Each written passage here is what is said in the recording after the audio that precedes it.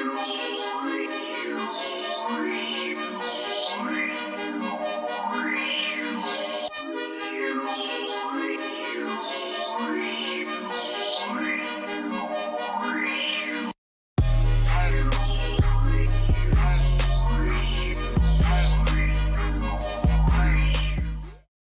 to fishstripes.com.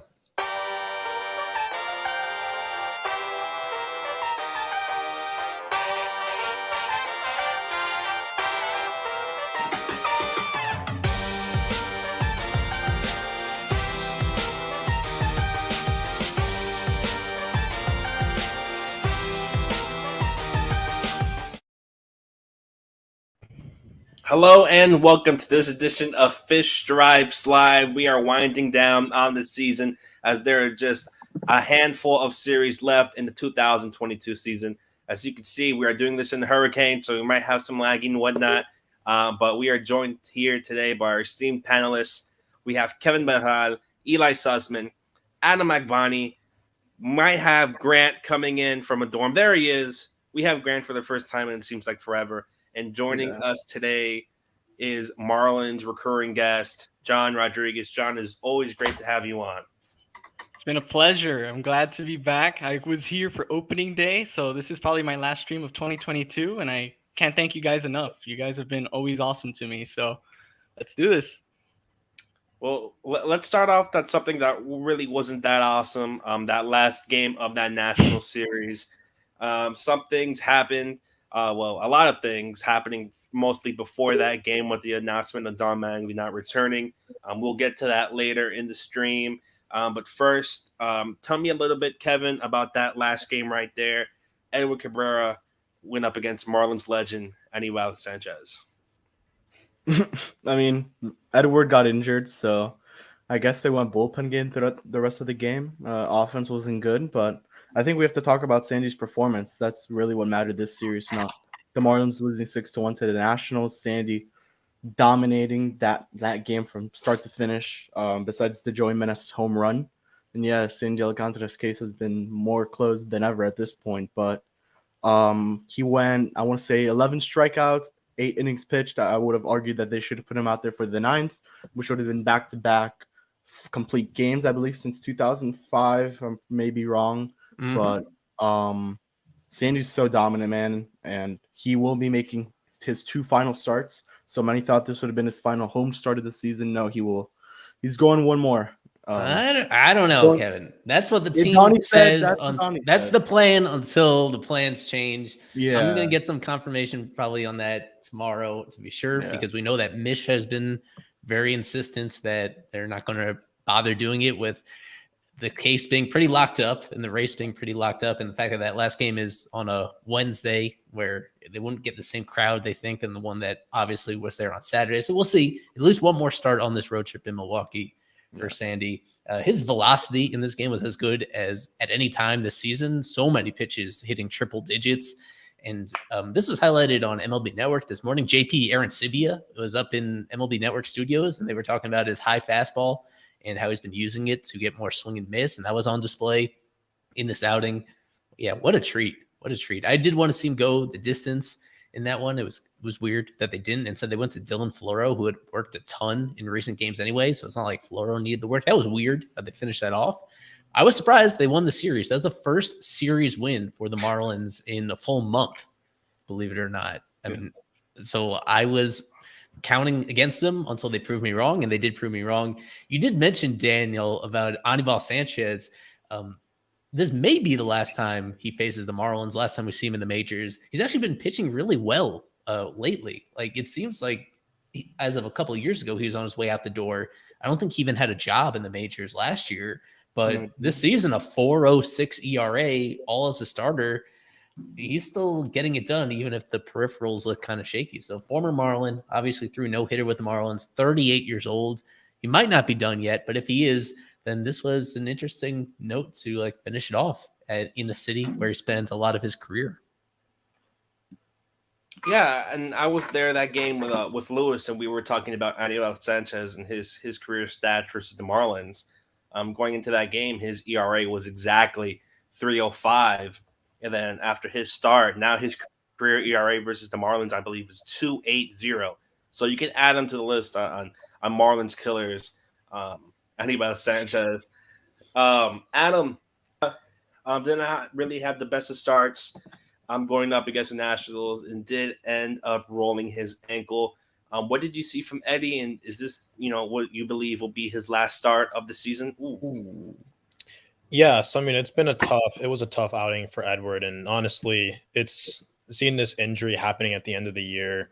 I mean, it's there couldn't be probably a better timing as to if he were to get hurt, it'd be now, and then potentially going into next year we'll have time to heal.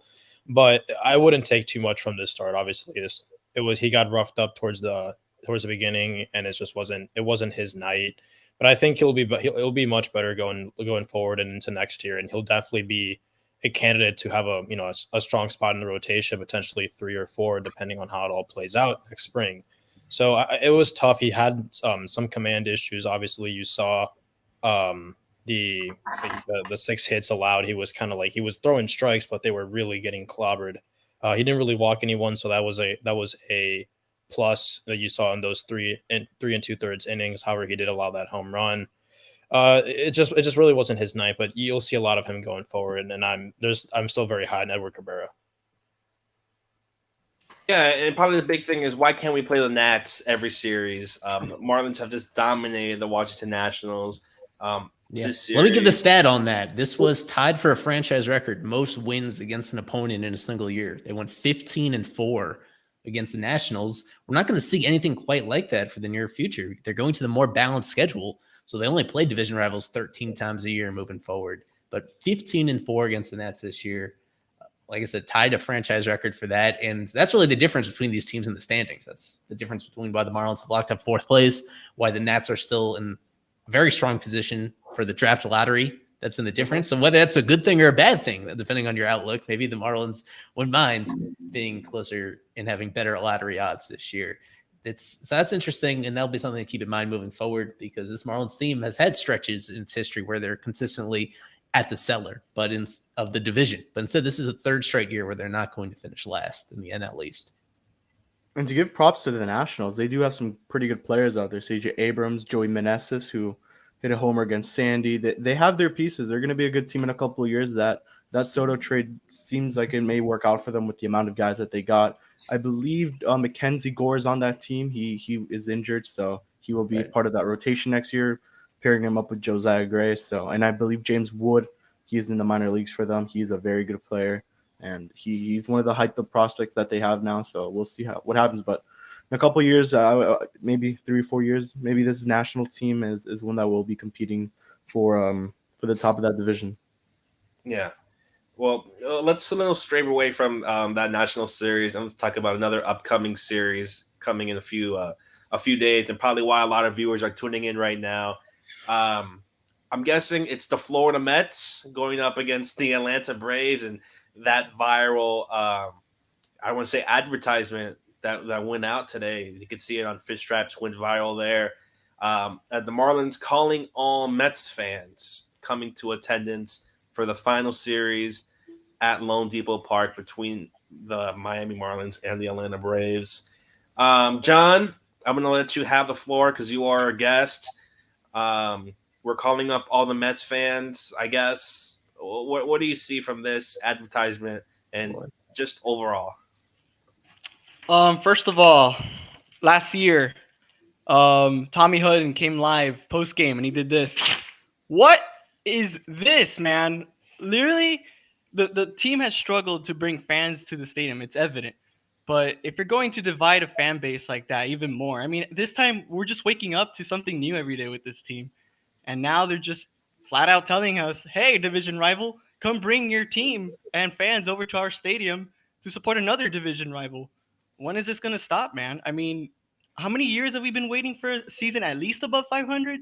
I mean, there's just no sense of direction moving forward. And it's just kind of disappointing to see the team at this low, honestly, kind of promoting their division rival. So not a good look. I think it's embarrassing and pathetic. Those are the main words we've been seeing on Twitter: pathetic, embarrassing, and desperate in some order. Oh, But pathetic being the most often one. What's confusing because to like look through all the mentions because it's a lot of them from not Marlins fans, from Braves fans and from Mets fans, like having different takes on the subject. I think a lot of the Mets fans are saying, hey, as long as you guys lose these next two to us during this upcoming series in New York, and they're fine with it.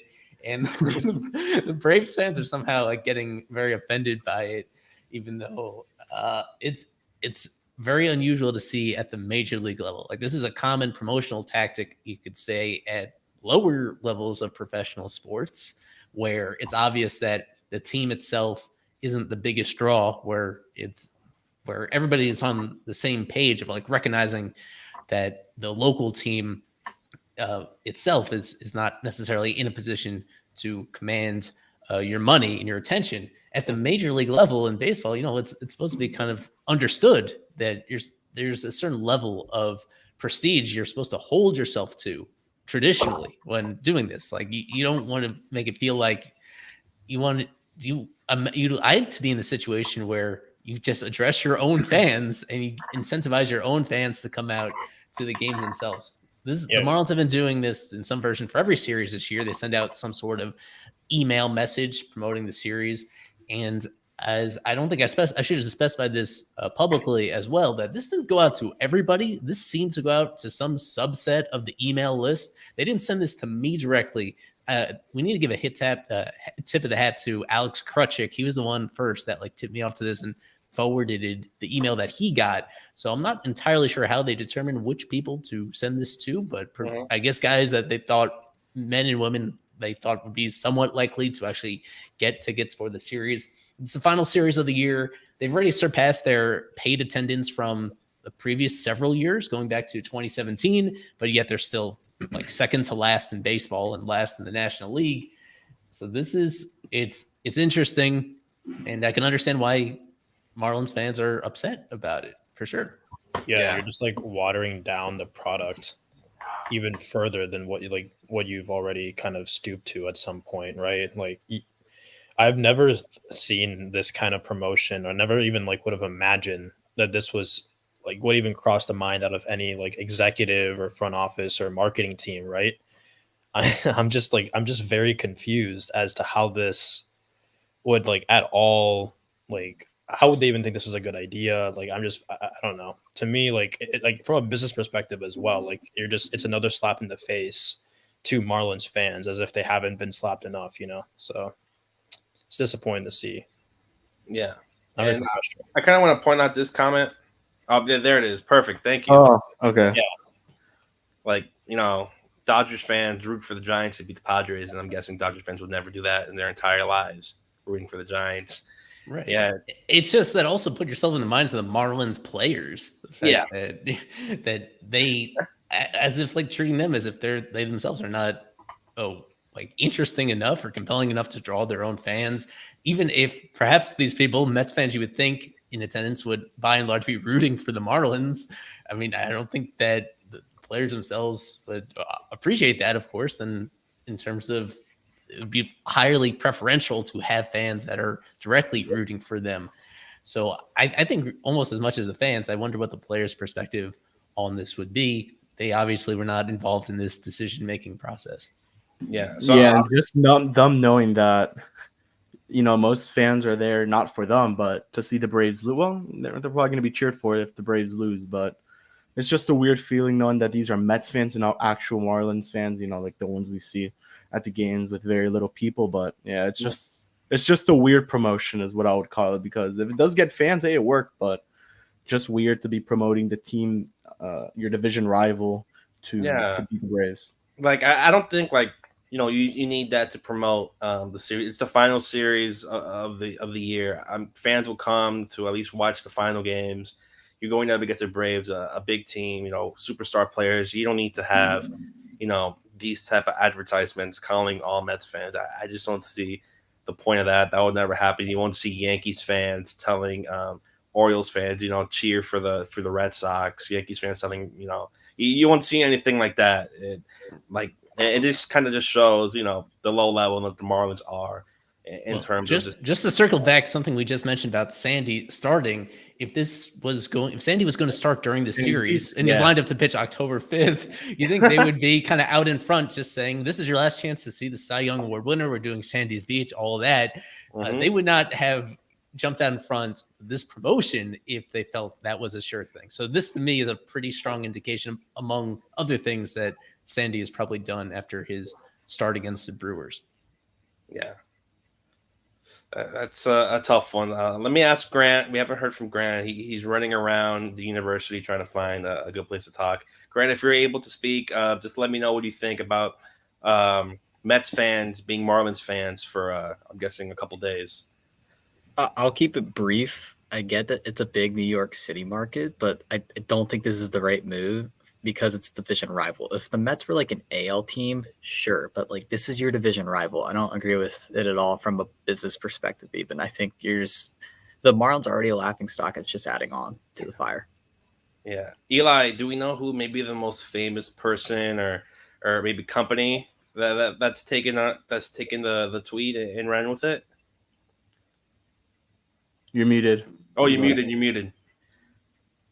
Well, pretty soon after I sent it out, I got contact from this guy that runs social for SNY, which is the Mets regional network. And so I gave him the full context about exactly what the email was out. And he was generous enough to give a tip of the hat to Fish Stripes when he sent it out from SNY directly. That was a big help. And I saw that I don't use Reddit very much, but I saw that this was trending on Reddit's baseball channel itself. And that was our original messaging for it. So it seems that on a lot of fronts, people picked up on it. This is not our design. This is not like a big secret. They did send this out, we imagine, to a good number of people. But again, I appreciate Alex Krutchik and the rest of us in our group chat for getting organized and understanding exactly what was going on here so that we could try to explain it to people. And I'm sure there's going to be more reaction to this as it plays out and as word gets around. And at the end of the day, Navi mentioned it in the chat that we'll see how many extra fans it actually brings into the ballpark. That is the objective here. And just based on how much attention it's getting now, I mean, the early indications is maybe there's a few hundred people total, a few hundred over the course of those few days that wouldn't ordinarily go, that maybe do go, just because if they didn't receive it itself, then the attention it's getting now secondhand, that's something. In my opinion, I don't think it was worth it in terms of actually compromising the brand itself in order just to get that extra money. We'll see how it plays out. And Fish Stripes, as always, we're going to be covering this series in person. I think, Daniel, you're going on the final day, Wednesday. Yeah, October 5th. Can't wait for that. You'll be there. Adam's probably going to be there on Monday for this series as well. So we'll firsthand we'll give a tally of Mets fans that we see that day, and then we'll add it up and see how many Mets fans actually. They'll be wearing Marlins jerseys. That'll be a big storyline for the series, if nothing else, is how this converts. See, if they wanted to be smart about it, if you brought like a Mets piece of merchandise, they should like give away like a cheap free T-shirt with like a Marlins logo on it. That would be a smart way to go about it. I kind of like that. Yeah, they wouldn't keep it though. Like you wear a Mets jersey, you get like a Marlins hat, something like that, so that you can be identified somewhat. I think the best way we can kind of gauge this is if Pete Alonso goes yard, we can see just how loud we can get like a decibel reading of how loud the cheering is, and then compare that to if like a Cooper hits a home run and see, okay, compare the two together. Maybe we'll get a Henderson Alvarez type no hitter on that last game. This is a sampling from a couple of weeks ago, the last time the Mets played at Lone Depot Park. I think that was the father or some relative of Mark Vientos when he was making his major league debut in Miami. Just in general, it certainly seems like during the previous series that Mets fans were extremely well represented during those games at Lone Depot. So they don't. But like I said, the whole context of this is bizarre. The fact that the Mets, of course, are not involved in the series a week from now directly, that there's making a play to those people, presumably a lot of the people that were at the previous games, to come on back, because this division race is a big deal. Like, this is a storyline that we probably haven't touched much on our streams, but across baseball, this is the last super intriguing race, is the race for the NL East crown between the Mets and the Braves. Both these teams having outstanding years, and only one of them is going to win the division and get a first round bye in the playoffs, and then the other one is in jeopardy of winning 100 games and then almost immediately getting knocked out potentially if they get upset in a short series. I think this will also bring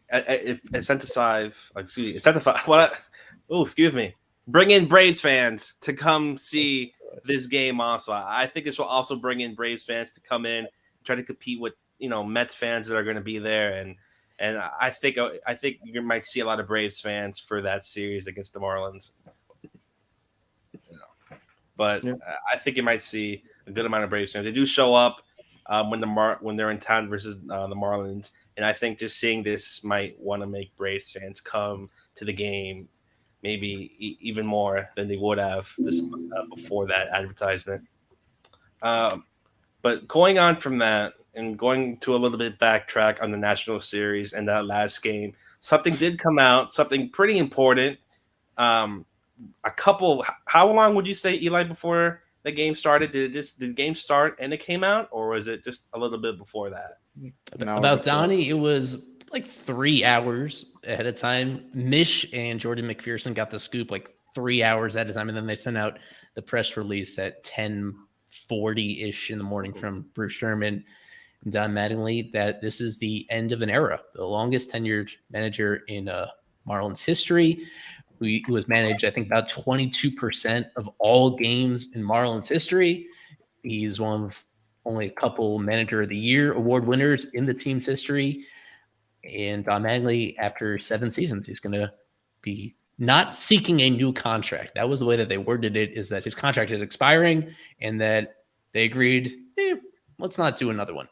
That was the most polite way of saying it. In this situation, the team had the leverage. They were not going to fire him after winning the award, and just for, as we've touched on before, just being an amazing human being, an amazing with the media, with his players, with the rest of the organization. Nobody has a bad word to say about Donnie, so they wanted it to be a graceful exit of his. It was inevitable. This is the 4th straight full-length season that they're going to lose 90-plus games. They lost, 98 in 2018. They lost 105 in 2019. They lost 95 last year. They've already lost 90 this year. There's just no track record of somebody losing to that extent year after year after year after year and then still getting another new contract. It just does not happen. So he's just accountable partially for that, even if not mostly for that. This is the way that the managerial job works. You're supposed to overperform with your players. And in his entire managerial tenure, they only overperformed in 2020. So he went like 1 for 6 in terms of actually having his players live up to their talent level. And that's not good enough. Yeah. And, you really can't blame Donnie for everything. The team that he's given out there year by year. And he did go through the whole ownership change. We have to remember that. He stayed there and he never left and he was never fired. They had confidence in him to go through this rebuild. And Daniel, correct me if I'm wrong, because you were there over that. It was around a 20-minute press conference after that game. He described his tenure as disappointing and he wished he could have done more. But when you're given the roster that you're given and you know that you're rebuilding, there's not much you could do. And he felt good about this season, very, very good with the team that they had. And it looked like a good team on paper at the time, but it underperformed. I think it's even worse than last year. So, as Eli mentioned, and Daniel and I, Isaac, all of us who's been there this year could definitely say Donnie is a great person, has been amazing to the media. And now I'm frozen. Lovely. And it sucks to see Donnie go, but hopefully they bring him back in some type of advisory role or some front office role. Yeah, that seems I'm muted, I think. No, I'm here. That seems unlikely that he's coming back. That was the vibe when him and both Kim were asked about it in terms of having a different role in the organization, that he's going to take a break and that he'll probably wind up doing something slightly different, whether it's in Major League Baseball. He had this fun comment during his post-game presser. So for those of you on YouTube, a lot of you are, like, if you check out the Bally Sports Florida channel, you could get the full 18 minutes of his post-game presser uninterrupted. And he had a comment in there. I'm trying to remember who he was referencing about the cycle of like a professional coach or whatever, that there comes a stage where your responsibilities shrink. Like he had this great awareness of where he is in his career. He basically admitted that he's not going to manage a major league team again, that he's reached a stage where whether through his control or not, that has gone past him, and that by the end of his career, it was this analogy with a farmer, how like early on as a farmer, you are responsible for a farm that's like certain thousands and thousands of acres, and then you scale it back later in life, and then you scale it back, and then when you retire at the very end, you have a garden. You like scale down from a big farm to a garden gradually and gradually. That was a really surprisingly self-aware analogy of the stage he is in his career, where he said he didn't know if he's at the garden stage yet. And he made this joke about his youngest son being in Little League and potentially coaching and helping out that Little League team. He doesn't know if he's down to the garden stage yet, but he knows that he is past his peak in terms of the responsibilities that he's going to be afforded when it comes to this particular profession. So he's going to do something different. I'd imagine it's not with the Marlins, just on the vibe from both him and from Kim Ng.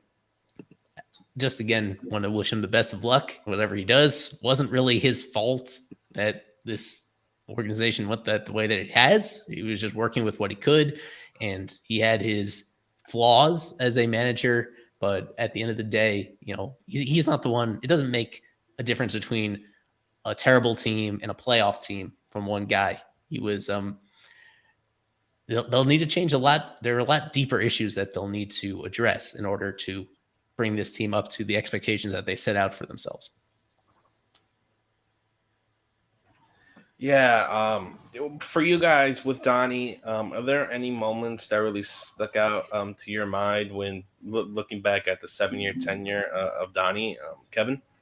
2020. I mean, how can you not? That final game, just everything leading up to playing at Yankee Stadium and clinching the first playoff berth since 2003. And I know many don't consider that a Mickey Mouse season, but when you follow this team for so long, it was just a crazy year, and then finally winning that series in Chicago. So that is probably what I'll think about the most. And obviously the day Jose died and how everyone was together that day. And there were obviously some great Donnie moments, and I think those are the main two that stick out to me for sure. Yeah, for you, John, is there anything that really sticks out to you? If it's something like Kevin said with 2020 or anything like that, or is maybe another memory that you have from his tenure? Absolutely. It would have to be the Jose moment. And not only that, they had a strong relationship. I don't know if you guys have noticed, but every single game Donnie manages for the team, he wears a little wristband that was given to him by Jose himself, and he's kept his word, and he has kept that ever since he passed. So, I tip my cap off to Donnie sometimes. I may have disagreed with him in the past, but you got to acknowledge the things that he's done for this team in his span. Remember, the Marlins were surfing through managers beforehand. Remember, they cruised through like 4 different managers in a span of 5 years or something like that. So, for a guy to remain kind of consistent with the organization, he's gone through a fire sale. He's gone through a death of a player. He's gone through playoffs. He brought us back to the playoffs. So this is a guy who deserves some credit for what he's done. So thank you, Donnie. Yeah. Let's go a little bit. I want to change the topic still from Donnie, but talk about maybe potential replacements. Kim Ng mentioned that she kind of has some idea in terms of who she wants to interview in terms of bringing in a new manager. Adam, if you were Kim Ng's position, if you were the GM, if you were Mr. Bruce Sherman, what qualities or what type of manager would you be looking for to manage the Marlins? Yeah, I mean, so we kind of talked about this in our spaces the past couple of days, and we really want someone, like the consensus that we want someone who is younger, more analytically inclined, and is willing to go with the flow and adapt to how the game is trending. So like I mentioned before, I would rather have the bench coach who is willing to listen and who's kind of more savvy with the analytics and willing to play ball with it, rather than the guy who has won a couple World Series and is a Hall of Famer already, but is like, a senile 65, 7-year-old guy.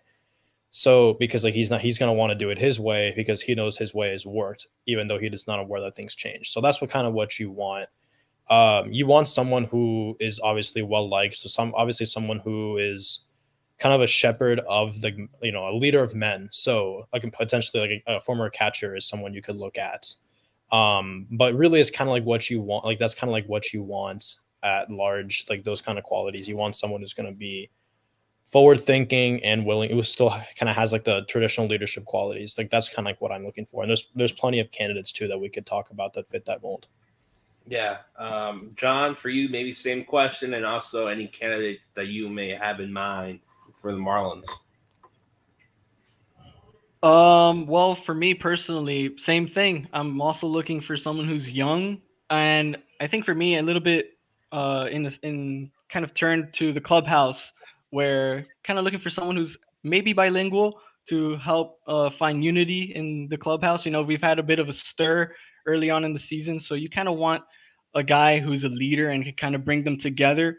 So if I were to choose a potential candidate, it would probably be Joe Espada. He's been with the organization before, and you don't only have to go with someone who has some past history with the organization. This was the former third base coach for the team, and he's been a popular name that I've seen, not only myself, but you know, he's currently in a winning organization with the Astros. He knows what winning looks like and feels like. So if he could bring that type of mentality over to this team, especially now that they're young, it could probably turn this club a bit around, but it doesn't happen only in one person. The front office has to do their part as well. Yeah, Kevin, I asked Adam. John, what about you, Kevin? Yeah, I think the first thing you have to look is a little younger than Don Mattingly, around the 50s range, maybe a little bit less. Just to have some longevity there. You saw the longevity Donnie give you. If you could find something similar to that, that would be great. And really not have to worry about the manager role for the next couple of years. Just know you already have your guy there. Analytically inclined, yeah, why not? I mean, you look what Tampa's doing. They really want to fit that mold in some ways, and why not get someone a little bit analytically inclined, at least more than Donnie and what we see.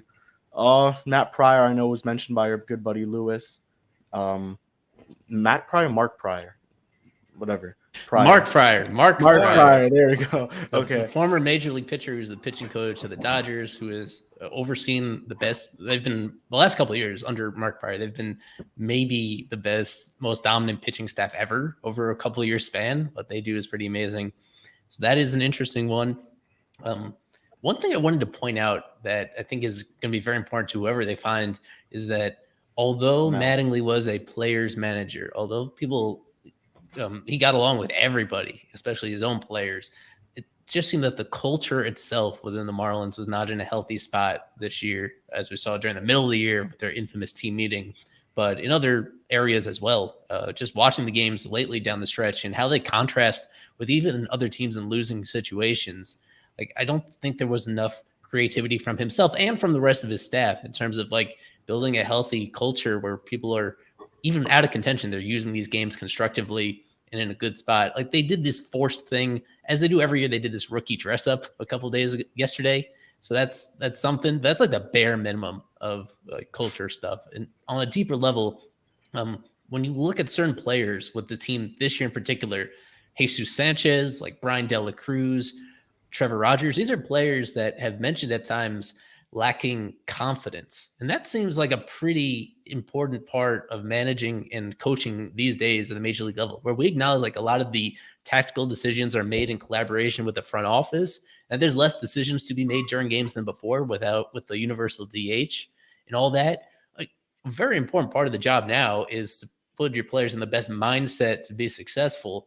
So when you have these players that are very openly admitting that they're in the wrong mindset, that they were making poor decisions on the field, like, that goes back to the coaching, I think. So whoever they find, it needs to be somebody that has the right ideas about how to fix that, how to set up a system and to check in with the players appropriately in such a way that they're always feeling in the right mindset in a way that it does not affect their performance like this has happened this year. That's a big reason why this year feels as frustrating. The word that Barry Jackson of the Miami Herald is using is the bleak future of this organization. It's because so many of the young players that they thought would take steps forward or that would impact the team immediately haven't done so.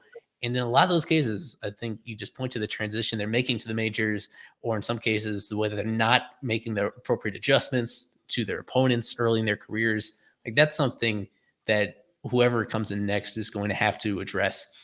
And I guess just to bring up something, Gabriel has mentioned it like 3 times already in the chat, and a lot of people feel the same way about Mel Stoudemire Jr. Because the way that this usually goes is when the manager leaves, most of his coaches are also leaving as well. In most cases, they're on like single-year contracts, and they find other jobs because they came to the team in the first place to work under that manager.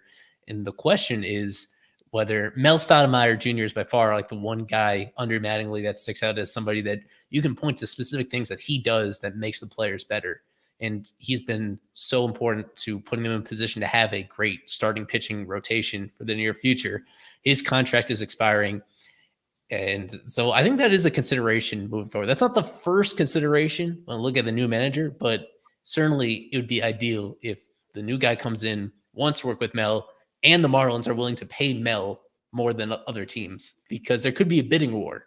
Everybody else has noticed the job that he does, and they will have to probably pay him more than they did on his last contract, because he keeps showing that he can unlock the potential of countless young players, at least on the starting pitching side. Yeah, and something we need to look at, not only Mel, is just the rest of the staff, where they would line up in this. You look at Al Pedrique, the third base coach or infield coach, and then you have Keith Johnson. These guys, let's see how those guys end up. And then Marcus Timms is someone who, you just look at Avi Garcia and Jorge Soler, and this offense this season, you can't credit it all to him for the failures, but he has to be a part of that. And definitely, you were expecting some success on that end this season with hiring him. So maybe he's gone, and some other guys too. I would assume James Rosen maybe gets an interview. Right.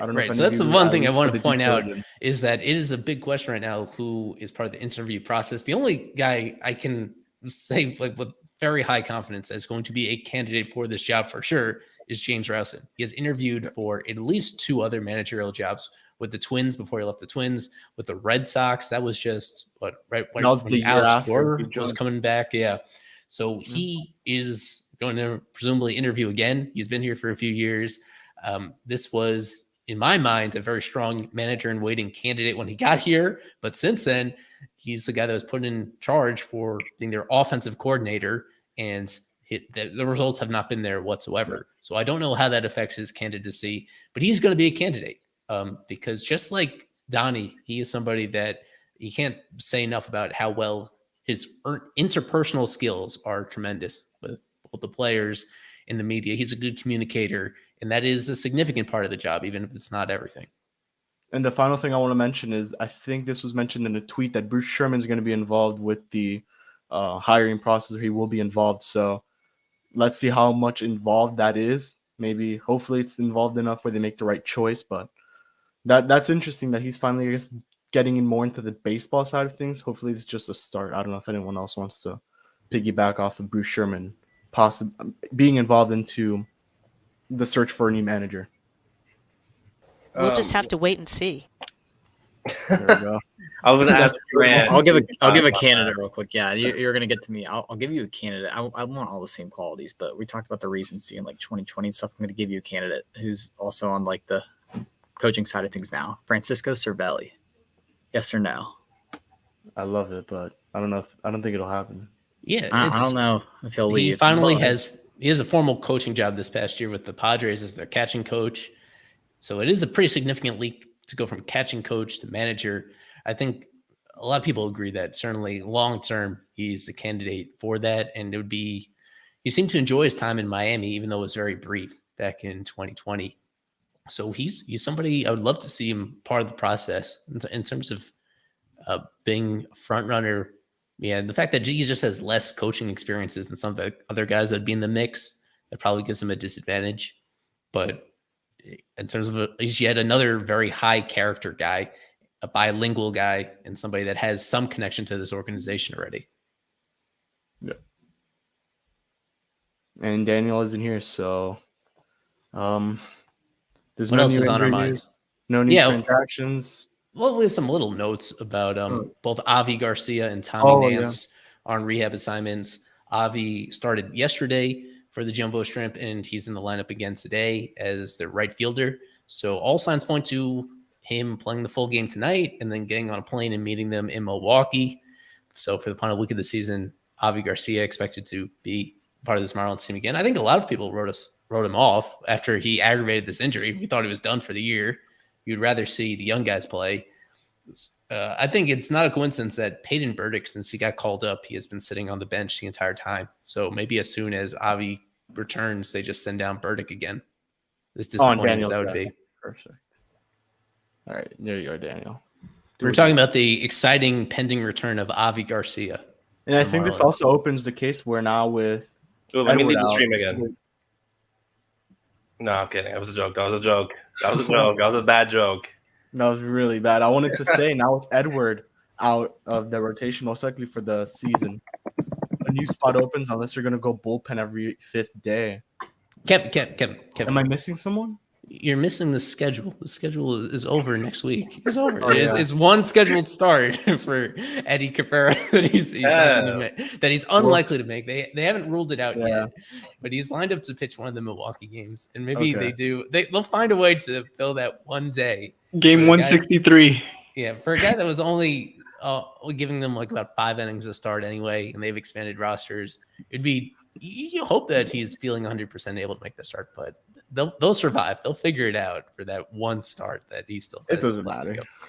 Yeah. Well, I think now's a good time to actually start previewing this series, as at least for one of the teams, it is very important.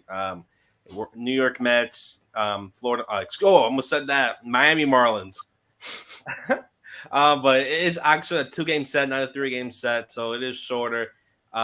Kevin, what do you want to see from this series? What do the Marlins have to play for? And really, what do the Mets have to get out from the series? The Marlins just have to play spoiler at this point. That's the best thing they could do, and ruin the Mets' chances to get first place and see if they can Met as they've done in the past. So lineups don't look nothing crazy, just a lot of red on one side and a lot of blue on the other. We've seen these lineups before. The Mets aren't nothing new to us, and let's see how Pablo does. I think that's another one. If he could hopefully climb the mountain and pitch over 4 innings against the Mets of quality baseball, that'll be a big one in tonight's game. Yeah. Let me hear, John, your thoughts on when you see these lineups. What stands out to you? What do you see? What don't you like? Well, tell me your thoughts on the Mets-Marlins lineups. Well, there's a lot of red on the right side, a lot of blue on the left. Definitely, I think if Brian De La Cruz got a little bit more at bats, you could have seen a little bit more red with the September he's having. He's like the prophet of the month of September, it seems. And on the right side, I mean, the Mets, they're going to the playoffs, and they're going to have more fans on the stands now rooting for them. Well, in the later stages of the season. But in general, it's very lopsided. This is the Mets series to lose. I should remind people that Pablo is starting this game on the series opener. It's Luzardo. Actually, I'll just put up the banner so that people can see the probable pitchers of the series. Pablo's history against the Mets is pretty yucky. He has a 6.5 career ERA against the Mets.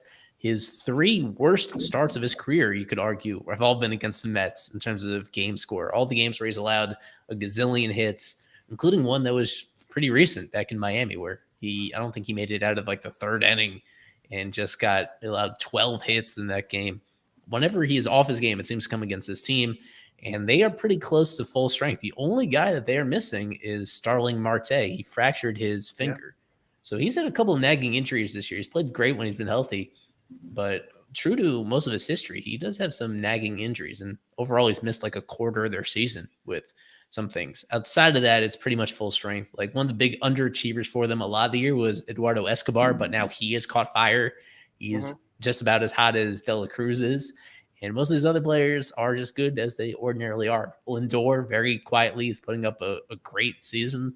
I think both him and Pete Alonso are going to receive some down ballot MVP votes. Probably Alonso even more than Lindor.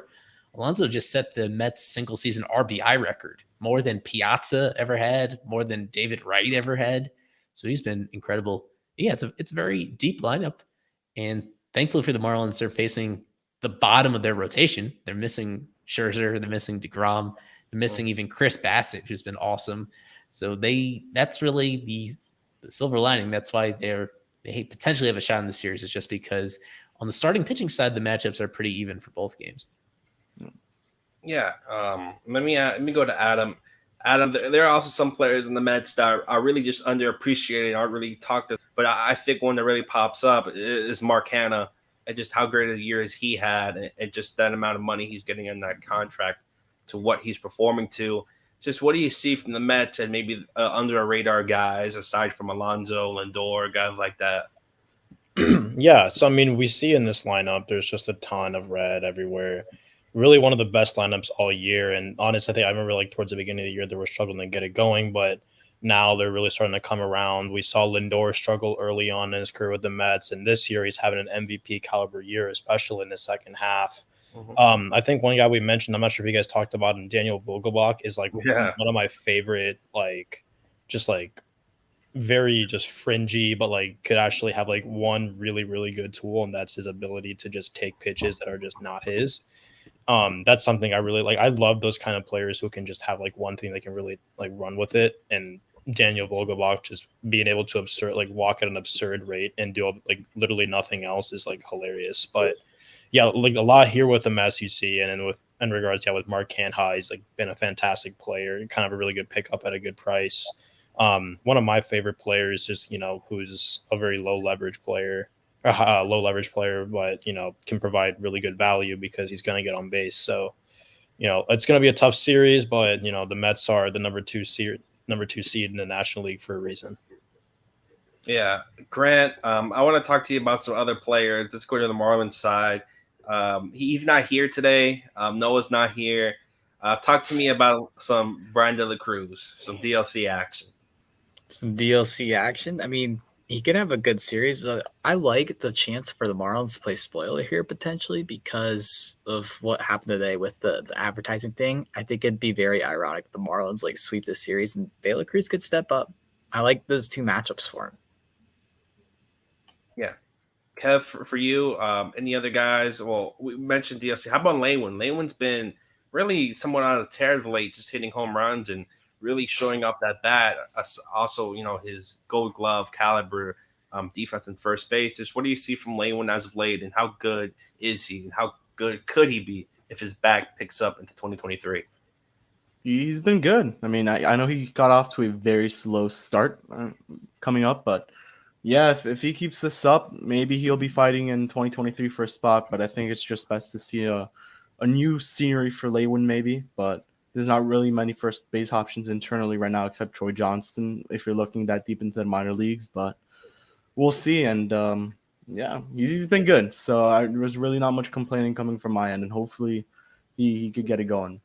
Yeah, he's 7 for his last 40 as mentioned there. So hold up a second when I get the defensive stats up there. I put this up the other day. His defense is incredible. Yeah. Defense, that's what's saving him. That's what's saving Lewin right now. Because we noticed it for sure last year, and then this year he was like picked up where he left off. Like it could have been a small sample size fluke, and the sample is now still really small in terms of defensive runs saved. But look at that.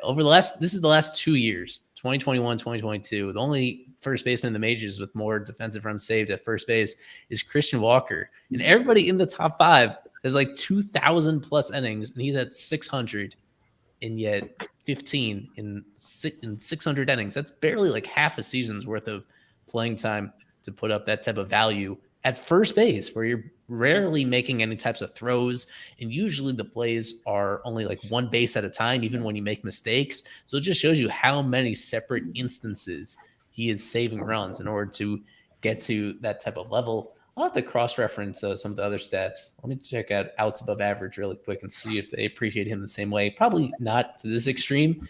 Yeah, it matches the eye test though. Yeah, go ahead, Adam. No, I was just gonna say, like in OA, and like we kind of talked about this in our chat too. In OA, it's Christian Walker, and it's Christian Walker all the way. Like it's not even close at all. I think like I just checked it here. It's like he has 15, and the next closest guy is Owen Miller of the Guardians, who has 4. But like I mean, that's not to say that Lewin you said it yourself here, Eli, who has quite literally just between a quarter and a third of the innings that everyone else on this list has, or even more than that. So it just really goes to show you just how good of a defensive first baseman he is.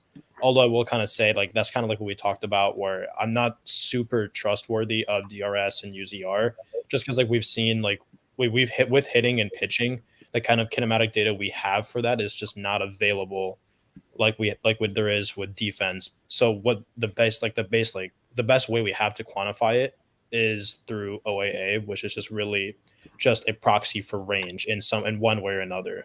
So it's like it's not a perfect measure, but it's like I said, like it's a step in the right direction. Like that's basically what I said, like in our chat too, and I'll say it again here. Just like I will say, it's he's been very, very good, but it is kind of a weird metric in my opinion with DRS and UZR. Like they're not the greatest; they're very flawed in my opinion. But he's been very good. To give the exact number, the last 2 years he's at +7 outs above average compared to 15 defensive run saves. So there's a big difference there. It's still very clearly positive, but to less of an extreme. And at the end of the day, he needs to hit better because most first basemen, the baseline for offensive performance at that position is so much higher than any other position. So even if you are the best possible defender, you're not a viable everyday option, and you're maybe not even like a good platoon option unless you are hitting somewhere close to the league average. As Daniel pointed out, he's been hot in that respect. I think he's hit 3 home runs over the last week and a half, and he needs to hit a lot of home runs because he doesn't really get on base very much, and he's not a good base runner when he does get on either. So that's going to be important to watch over these final few days, is how many balls he can barrel, and that will have a big influence on what they do with him this offseason. He's going to be out of options next year. So he's going to be on somebody's big league roster, but is it going to be on the Marlins, or are they going to trade him to another team that is that thinks he's more fixable on the offensive end? He does need to be fixed on the offensive end in order to have the kind of career that's been forecasted for him coming up as a prospect.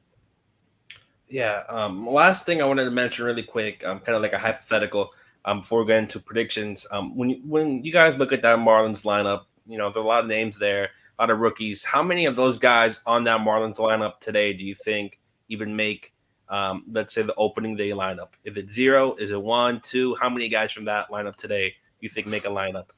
Can you put the lineup up? There we go. Yeah. Oh, I can try to take this. Is this just rookies, or is this just like this lineup entirely? This lineup entirely. How many guys do you think start 2023 opening day? Oh, start or just on the roster? Okay, so I think first you have to think about who's going to be in the organization next year, right? Sorry about that, Kevin. Birdie for sure, Rojas maybe. I think Rojas and Anderson probably not. And I think the only 2 that are probably will be in the starting lineup, you'd think, maybe not, is Birdie and Groshans. And no, Anderson for sure will be in the starting lineup next year. If he's in the Marlins. He will be. Brian Anderson is not a for sure thing. I hope Brian he Anderson is definitely not a for sure thing. Jacob Stallings. Yeah, there's no reason for not for sure thing. Control. Just because I know this team very well with how they operate, it's going to be 6 of these guys. They aren't going to do much this offseason. I don't think. Maybe Garrett Cooper for sure is a starting first baseman or DH next year. I could see. Yeah, I think Stallings will probably stay as well. Oh yeah, Stallings will be our catcher. Garrett Cooper is going to be our DH/first. I could see them trotting out JJ Bleday with Avian. Jordan Groshans would be there. You think so? Yeah, at third. Sure. Yeah, I mean, all of a sudden you look up and his hitting has gone from a really hot start to now he's just a league average hitter. So I'm kind of lukewarm on Groshans. I'll go that the one that is a lock is Stallings. Stallings will be back, and Sandy is going to start on opening day. So Stallings is going to catch him, as he has caught every single pitch that he's thrown during this Cy Young season. So Stallings is really the 100% lock, health permitting, out of everybody on here. With Cooper and Rojas and Anderson, you need to keep in mind they've just one more year before being eligible for free agency. So Wendell is in the same boat as that. Yeah. Even Dylan Floro, like some of those guys are going to be traded for farm system depth. I mean, that's something that we're not going to talk about on this stream, but that's going to be part of the offseason plan, I imagine, is that some of these 30-something players that are about to hit free agency, that the Marlins are going to get something in return for them to shore up their future at a time where their farm system isn't really in great shape at this moment, especially for where they needed to be at moving forward. With Bleday, I mean, the performance has just been so awful over like the last month. It's going to have a lot to do with what he does over the offseason, what he does in spring training in order to earn a starting spot. And I feel pretty sure that Groshans will be on the opening day roster next year. It's the question about what exactly his role is going to be, because to me, I don't see him as a everyday caliber type of player, but he's shown some good things, some good instinctual things to build off of moving forward. And of course, the Marlins invested a lot in him in that he was the only guy that they were willing to trade for at this past deadline. So he'll get a long leash to prove himself. So I truly hope Birdie stays up there. You guys don't want to see Payne Burdick in the lineup next season? No, I'm good. No offense to him. Go ahead, Adam. Go ahead. What? Oh, you were going to mention something? No, I wasn't. Oh, I thought you were going to say something. All no, right. You're wrong. I mean, I can say something on Payne Burdick if you want, but No, never mind. I think now with that we're going to go into predictions. I swore I heard Adam say, "Oh, you're going to go in there." Then I mentioned that Payne Burdick, but we'll go into predictions. Eli, can we get that video, please? This is prediction time. It's time. Well, with predictions, I think we have to start with someone who just came in. No video. I think it's perfect to lead off. Who else? Someone who's going to be here in 2023. There we go. Mr. Isaac Azu. Sorry, we're having a sketchy internet connection situation here with a hurricane almost closing in on Florida. But my prediction is that the Marlins and the Mets will split these two. I think they have a tough time winning tonight's ball game. Pablo's had a tough history in Citi Field, and I think Luzardo comes out and just continues to show why he's really the number 2 starter on this team next year. So I think they split, and Pete Alonso will take both of these pitchers' yard this series. Oh, all right. Let's go with Mr. Grant up next. Oh, are you muted, Papito Lindo? There you go. You're good now. You're still muted. You muted me. God bless. Okay. This is going to be my last prediction on stream this year. I'm busy the next couple streams. So with that being said, I'm going to go Mets sweep Pete Alonso. Oh, okay. Mr. Adam. So I'm gonna go Mets sweep as well. Pete Alonso is my MVP. Oh, okay. A lot of Pete Alonso love, but before we get into Kevin, John, Eli, and myself, let's take a quick look at the prediction leaderboard. Oh, what's that? Closing in. Wait, who?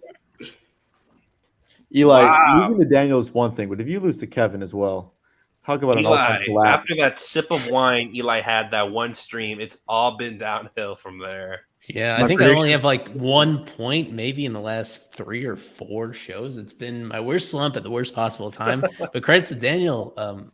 He's been hot. It's taken both those things. It's not a collapse and it's not like an amazing comeback. It's a bit of both. This is just what happens over the course of a long season. So let's see if you can like finish the job. Hold on. You're in I don't know position. what first place gets, but I'll take the prize. You just get bragging rights. Wait, Eli, show the rest of the Kevin, leaderboard. Isaac. I want to see where I stand in comparison to everyone else. You're going to probably catch up to me. You're in between prediction time. There you go. All right. Bet. We have Bella, Gabriel, Adam, Grant, Lewis, Noah. I just need to get 1 right to pass Eli. 2 right. Yeah, there you go. All right. 2 right. Kevin, what are your predictions? I'm going to go Marlins split with Jesus Luzardo as my series MVP. Ooh. Okay. I think he shows. Let's go to our special guest, Mr. John Rodriguez. John, all your points are going to be plus 10. So whatever you get, we'll add plus 10 to it. Oh, man. I got the Marlins losing both games to the Mets, and my MVP is a guy who's hitting 343 with a 1.117 OPS with 7 home runs this year against the Marlins, Francisco Lindor. Oh, okay. And give us stats. Time for Mr. Eli. I have this as a series split for the Marlins with Pablo Lopez exercising some demons and having one of his best starts against the Mets tonight. So that would be enough to get him MVP honors. I'm definitely passing Eli. Let me give some of the predictions for other Fish Stripes members that aren't here. Lewis has Marlins go 0-2. His words, Alonso hits a tank. So guessing Pete Alonso MVP. And then Hector Rodriguez, this actually might be his first prediction of the entire year. Mets sweep. Jeff McNeil MVP. That's a good player right there. That's a good one right there. Yeah. McNeil. So for me, I'm gonna go kind of with Hector. I'm gonna go Mets sweep, and I'm gonna go Cookie Carrasco as my MVP. I think he might dominate tonight. Does pretty well against the Marlins, and I'm hoping for a big game from him tonight. But those are my predictions. Maybe, who knows, Eli comes back within a couple games with a couple series left. But with that, does it? Does anyone have anything to mention before we go off there right now? Aces wild and predictions. All the pitchers. Mets fans come to Miami. We thank all the Mets fans. Don't encourage it, Kevin. Yeah, don't encourage the shitty ass advertisement. All the Mets fans are watching the stream right now. We've had 20 views since the beginning. It's been great. Well, just to answer Damar's question, MVP, we look at win probability added, where it's based on doing things well and doing things during points of the game where the game is still in doubt. So that is, you can find that set on Baseball Reference or on Fangraphs. It's the same in either place. You could go to both a hitter or a pitcher. I'd say more commonly it goes to a hitter, but we'll see one way or the other. The super followers always weighing in with their predictions. We picked that up in the middle of the season, so I'm looking forward already to next year and having a full season of super followers making predictions so that they can actually contend at the top of the leaderboard. Like Gabriel has been on fire, but only because he had less than half a season to keep up with us. He's like at the bottom of the top 10. So that's something to look forward to next year. And we encourage people to subscribe. Where can they subscribe? To just go to Fish Stripes on Twitter on our profile page, click the super follow button, and you get the full Fish Stripes experience, including among other perks, you get to submit our predictions. It's only $2.99 per month, and we're going to keep it at that throughout the off season and into next season. We'll continue adding perks to make that worth your while. Ooh. And with that being said, for myself, for Eli, for Kevin, for Isaac, who's hiding from the storm, John, Adam, Grant. Let me hop in real quick. To all you Dolphins fans out there, I'm sorry you guys are losing on Thursday. Who day? Okay. Stay safe from the hurricane. Always go fish. We gotta end it off right. We gotta.